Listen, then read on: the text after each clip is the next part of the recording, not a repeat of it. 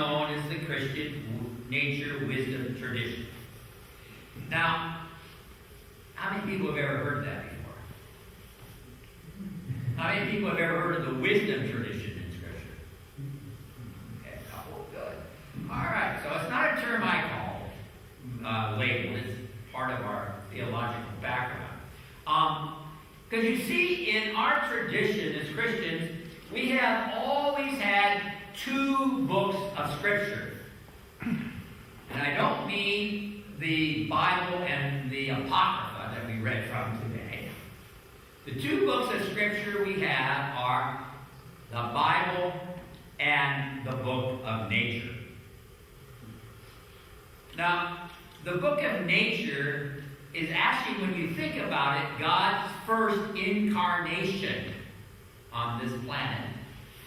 It is God's first and continuing way of revealing God's self to us. Now, this book of nature is not some tome that's gathering dust on some monastery shelf someplace. The book of nature is the earth itself.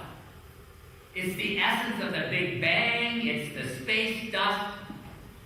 It's the stardust that has come to this planet, that has created our solar system, has created our planet, and it creates us. We're all made out of stardust, as Carl Sagan likes to remind us.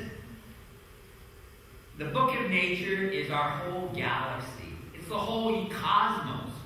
It's the whole universe.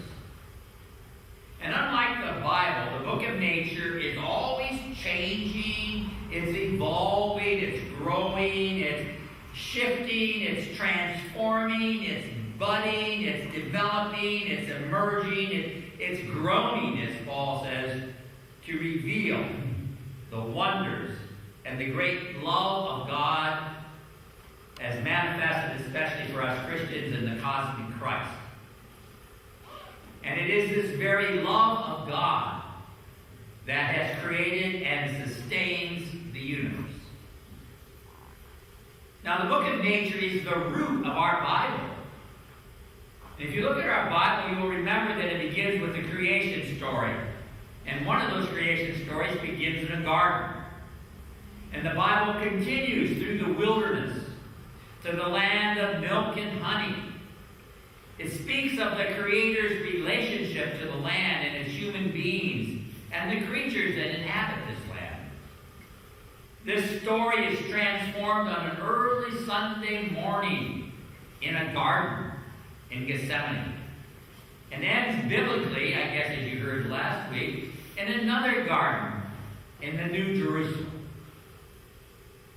And interwoven in this narrative is a story and the wisdom of a people who lived very closely connected to the land and the surrounding natural world. And for them, God revealed himself or herself through the phenomena of the natural world, and especially in the miracles that changed the natural order of things and drastically changed the order of things for the benefit or for the instruction of people. The Lord God Creator was present to the men and women in the rain that soaked their fields in an arid land. It was present to them in the plagues that ravaged Egypt before the Exodus. It was present to them in the pillar and the smoky column that preceded them through the Exodus. It was present to them in the manna in the wilderness. Their one God was the God that created the cosmos and continued to order and control the natural world. The Lord God made known his will, made known how to live a holy life through the natural events and their spiritual interpretations, like the parting of the sea, the man in the wilderness, the pillar, the ravens that fed Elijah, the Leviathan whale that swallowed Jonah, and the tiny little worm that eats Jonah's shade plant.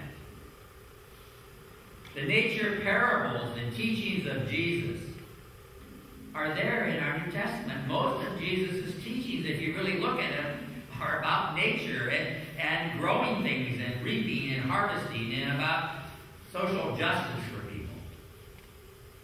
And the process of the new creation where all will be health and wholeness as the trees shout for joy.